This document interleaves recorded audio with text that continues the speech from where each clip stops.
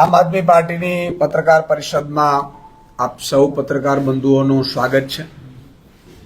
મિત્રો, આપે જોયું હશે કે માનનીય અરવિંદ કેજરીવાલજીનો ઉદય એક આંદોલનથી થયું અને એ પણ ભ્રષ્ટાચાર વિરોધી આંદોલનથી થયું।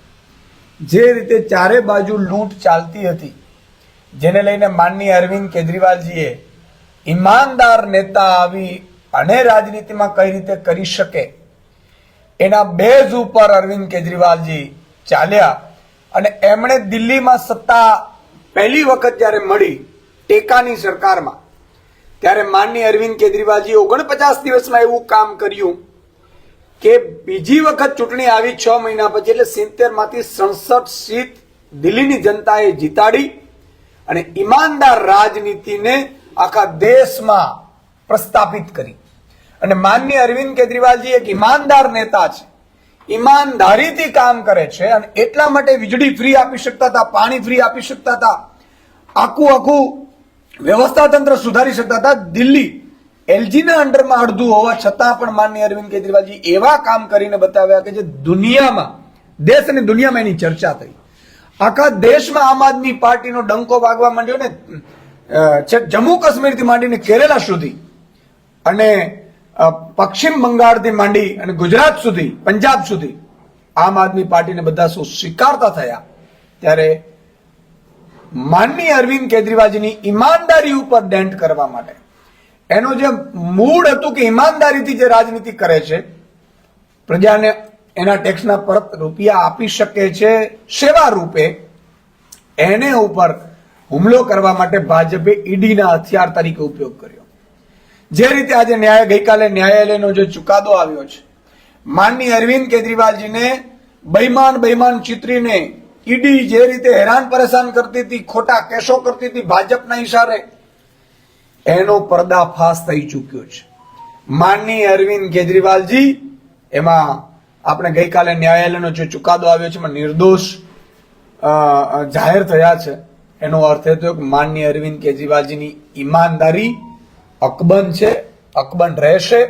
ભારતમાં કોઈ સૌથી શ્રેષ્ઠ જો ઈમાનદાર નેતા હશે તો અરવિંદ કેજરીવાલજી હતા, છે અને રહેશે, અને એના ઉપર મહોર લાગી ગઈ છે। પણ ભાજપે જે વચ્ચે ઈડીના શસ્ત્ર તરીકે ઉપયોગ કરી અને અરવિંદ કેજરીવાલજીની ઈમાનદારી ઉપર અને બીજા આમ આદમી પાર્ટીના નેતાઓની ઈમાનદારી ઉપર જે વાર કર્યું હતું અને ખોટા મુદ્દાઓ ઉઠાવ્યા હતા, ભ્રષ્ટાચારના, દારૂ પોલિસીના, એના પર્દાફાશ થયું છે। આજે માનનીય અરવિંદ કેજરીવાલજી ભારતના ઈમાનદાર નેતા સાબિત થઈ રહ્યા છે। આજે હું ન્યાયાલયનો પણ ખૂબ આભાર માનું છું કે મને ન્યાય આપ્યો, નહીં તો આ ભાજપ વાળો તો ખબર નહીં શું કરી નાખશે। પેલા ઈડી ને પોલીસ એના હાથમાં હોય, પેલા પકડીને અંદર કરી દે, મીડિયામાં બધામાં મેસેજ આપી દે કે આની ધરપકડો થઈ, અને આખરમાં એ માણસના જે કેરિયર ઉપર દાગ લાગી જતું હોય છે। ત્યારે હું માનનીય ન્યાયાલયનો ખૂબ જ આભાર માનું છું કે અરવિંદ કેજરીવાલજીને ઈડીની જે કેસ હતો એમાં નિર્દોષ જાહેર કર્યા છે અને ફટકાર પણ લગાડી છે। આ પહેલા સીબીઆઈને પણ ફટકાર માનનીય સુપ્રીમ કોર્ટ લગાડી ચૂક્યું છે અરવિંદ કેજરીવાલજીના મામલામાં। એટલે બહુ સ્પષ્ટ છે કે અરવિંદ કેજરીવાલજી ભારતના ઈમાનદાર નેતા હતા, છે અને રહેશે।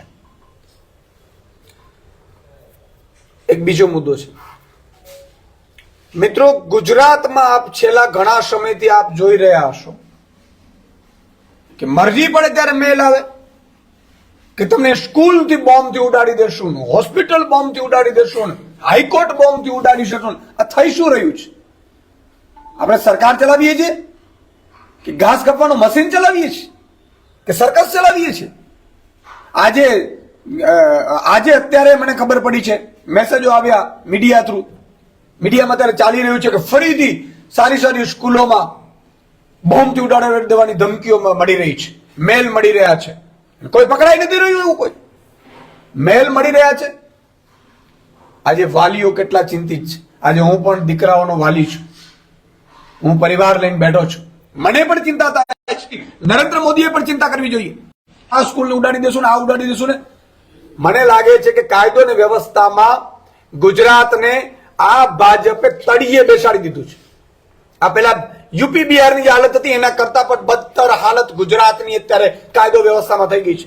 મરજી પડે તે કોઈ મેલ કરી દે છે અને મેલવાળો કોઈ પકડાતો નથી, મેલવાળો કોઈ એની સામે એક્શન નથી લેવાતા.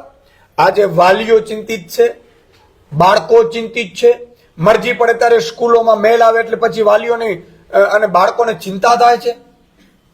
મને લાગે છે કે ગુજરાતની કાયદો ને વ્યવસ્થા તળિયે ગઈ છે, કારણ કે અહીંયા જે મંત્રી મુખ્યમંત્રી જે બેઠેલા છે એ બધા સર્કસ ચલાવે છે એવી રીતે કામ કરે છે.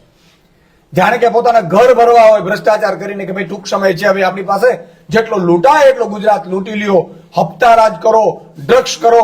તમે વિપક્ષના કોઈ મંત્રી કે મુખ્યમંત્રી આવે છે તો આમ આદમી પાર્ટીના નેતાઓને તમે ઘરે પોલીસ પહોંચાડી દો છો. ત્યાં તમારી પોલીસ પહોંચી જાય છે, ત્યાં પોલીસ કેસ કરવો હોય તો પહોંચી જાય છે.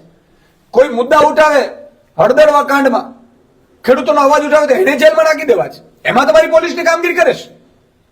પણ જે ગુજરાતની જનતાની સેવા કરવા માટે તમને અને પોલીસને બેસાડ્યા છે એ તો થઈ જ નથી શકતી. મરજી પડે ત્યારે મેલ આવે ને મરજી પડે ત્યારે બોમ્બથી ઉડાડી દેવાની ધમકી આવે ને. મને લાગે છે કે મુખ્યમંત્રી ગૃહમંત્રીએ જો આ મેલ અથવા તો કાયદો વ્યવસ્થા સંભાળી ન શકતા તો એને તાત્કાલિક ધોરણે રાજીનામું આપી દેવું જોઈએ. આજે ગુજરાતની જનતા ખૂબ ડરેલી છે, ઘરથી બહાર નીકળવામાં ડરે છે, બાળકોને સ્કૂલે મોકલવામાં ડરે છે. તમે જોયું વચ્ચે એક સ્કૂલમાં નવમા ધોરણમાં બાળક ભણતો, એને 8મા 9મા ધોરણમાં બાળક ભણતા તો છરીથી ચાકુથી હત્યા કરી નાખી છે. વાલીઓ પ્રાઇવેટ સ્કૂલમાં મોકલતા ડરે છે, સરકારી સ્કૂલમાં મોકલતા ડરે છે. આવું ગુજરાત કોણે બનાવ્યું? બહુ મોટી ભાગાપોદારી કરતા હતા ગુજરાત આવું ગુજરાત. જંગલ રાજ ગુજરાતમાં બનાવી દીધું છે આ ભાજપે અને એના નેતાઓએ. આજે દુઃખ સાથે કહેવું પડે છે ગુજરાતમાં કોઈ પણ સુરક્ષિત નથી અને કોઈ પણ વ્યક્તિ પોતાના સંતાનોને પણ સુરક્ષિત માનતો નથી. આપને કોઈ કઈ સવાલ?